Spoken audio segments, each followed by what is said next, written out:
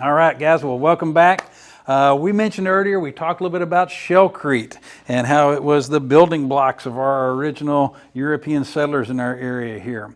I'm going to put you guys in your place. You guys, we're going to go back in time. Okay, we're going back to the early 1800s here for the most part, and you guys are coming to this new area known as Texas, right?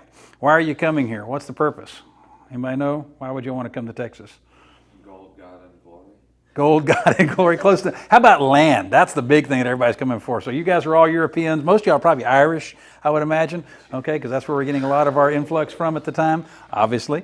The thing is, over here in Texas, they've got a lot of land here. We're part of Mexico still. Mexico's getting a little nervous because we got the United States up north of us. They've kind of got the eye on us. Mexico's got to get people up in here to colonize this area. Well, the best place to get people to colonize is over in Europe, because in Europe, you can't own land unless your dad had land. And your daddy's daddy had land. That was the only way you can get it. So there was a place over here, you made a little boat trip, they would give you land, which is pretty cool. So you're going to risk it. You're going to do it. Most importantly, a lot of y'all are Irish because you're Catholic.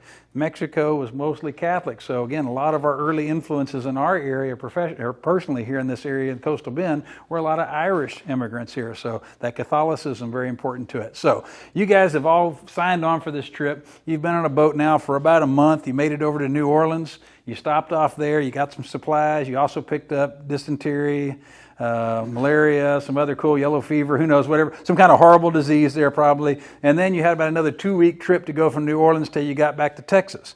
So here you are coming in from Texas. You come over the Aransas Pass, you make it, you bounce off a couple of oyster reefs, and they deposit you on a shoreline, okay? Well, this shoreline is great. You're maybe on the backside of Copano Bay, maybe you're somewhere over in the Corpus Christi area, who knows, San Patricio County somewhere in particular, but you're there, you've got all these trees. Okay, trees are great. We've got a lot of mesquites and huisach. That's not really good to build out of. What about our oak trees? Are they any good to build anything out of?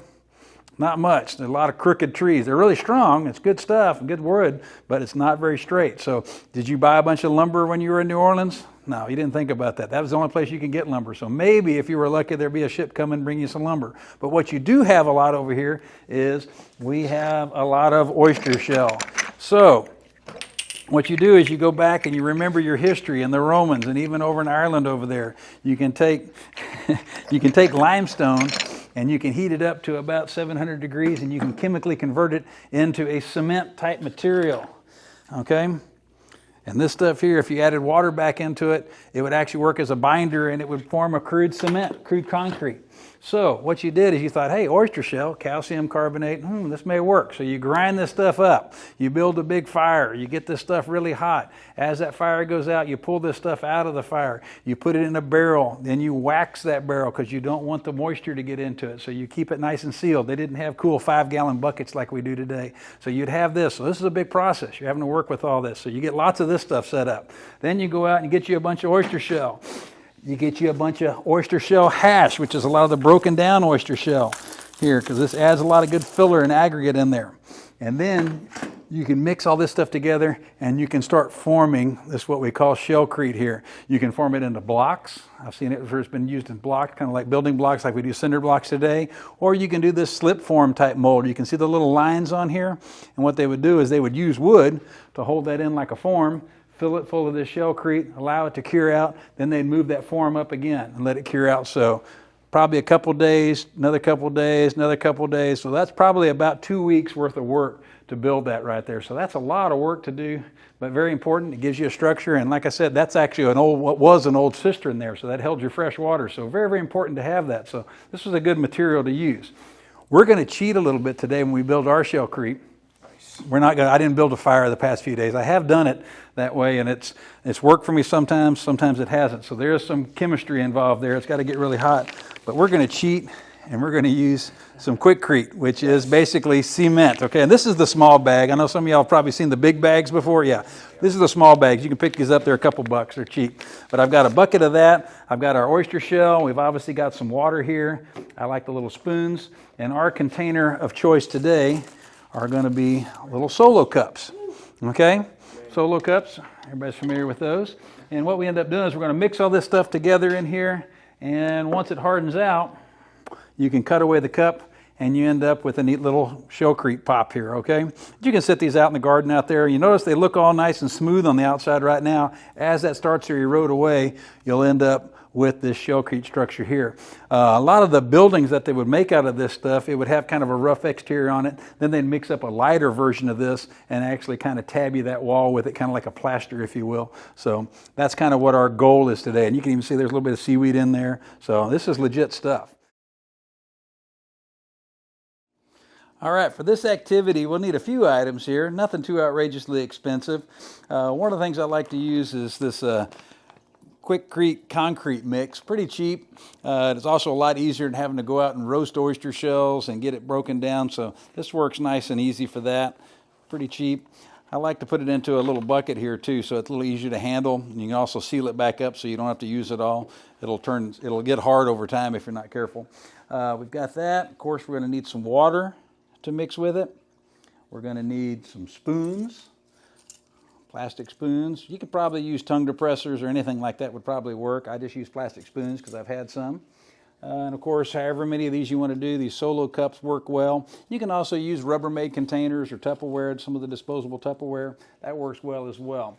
One of the things you might have to go out and actually find is, of course, this oyster shell hash. This comes from Indian Point Park over in Portland. Easy place to drive up to, grab you a few shovelfuls, and man, it'll last you for many, many classes.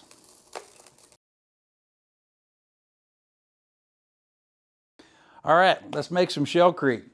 One of the first things we're going to do is take our solo cup. I like the solo cups because they've got these little graduated sides on them here. They're also easy to get your concrete out of here later on, but we're going to fill it up to somewhere between about 1/3 and 1/2.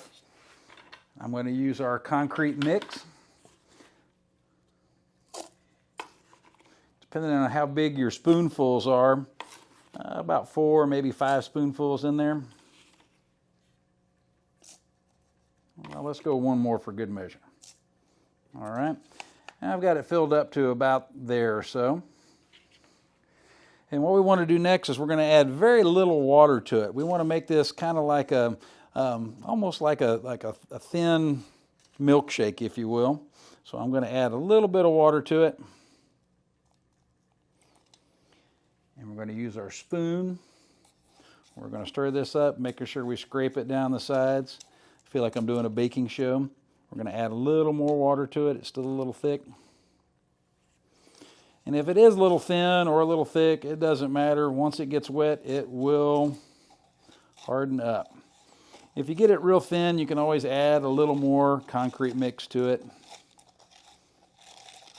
There we go. That feels pretty good. Got that nice and mixed up. All right. So now what we're going to do is we're going to add our aggregate. This is what our shell is going to take place in here. So we're going to add, I don't know, here let's add a handful. Give it a little shake. Let's add another handful. You want this to be a little thicker. It'll really thicken it up.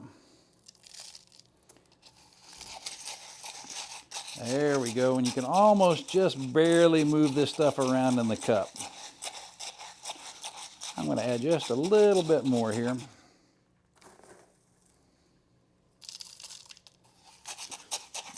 Kind of tap that all down good. And then the last thing I always like to do is kind of tap the sides. What that does, it kind of lets everything kind of gravitate down. Give it one more stir.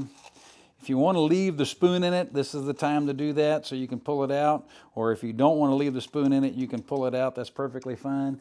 I like to grab some of the real fine stuff here, and I'll kind of drop that over the top to absorb that last little bit of moisture in there. And we are ready to go. Nice solo cups here. You can also have your student write their name on it, and then you can set this aside. I like to let them sit overnight. Usually hardens up plenty good by then, sometimes into the next day. But once it's all good and hardened up, you'll have your solo cup here, and we can either break it up. Sometimes you can even snap it out of there. A lot of times it involves a pair of scissors, or you can just break that apart. And there's our little piece of Shellcrete. You can set this out in the yard, it'll erode down, it'll look very similar to this here eventually, but very, very hard, very, very solid. And kind of a neat thing here in the fact that we're using some of this older technology here. This is the way they used to do this historically, and we're using some of our natural resources here in order to make this stuff work.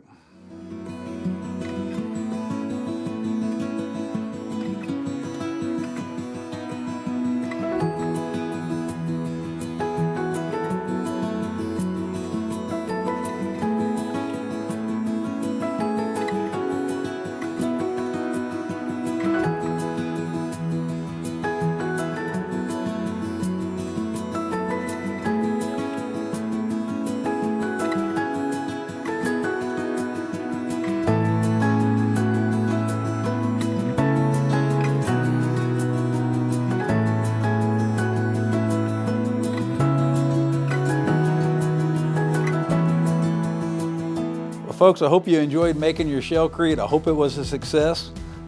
If you have any other questions or if you need to talk about any of this stuff, I'll be glad to help you with it. So give me a holler.